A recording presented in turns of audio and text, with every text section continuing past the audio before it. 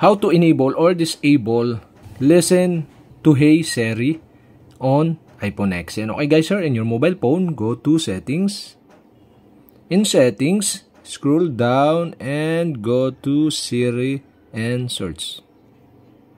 Here in Siri and search, you can see here on Ask Siri section, the listen for Hey Siri. So okay guys, to enable this, you'll have to do is press or tap the switch button on the right side, and after that, okay, to continue, so set up Hey Siri.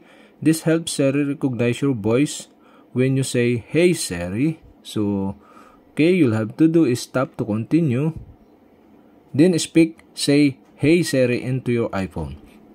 And okay, Hey Siri. So say Hey Siri, send a message. So Hey Siri, how the weather today? Say here, set a timer for 3 minutes. So okay, and finally say Hey Siri, play some music. And okay, Hey Siri is ready. Siri will recognize your voice whenever you say Hey Siri. So okay, that's it. We have successfully enabled the Hey Siri. So okay, you'll have to do is tap the done button to enable the listen for Hey Siri. And to disable again, you'll have to do is switch off the switch button on the right side. And that's it. Okay, we have successfully enabled or disabled listen for Hey Siri on iPhone X.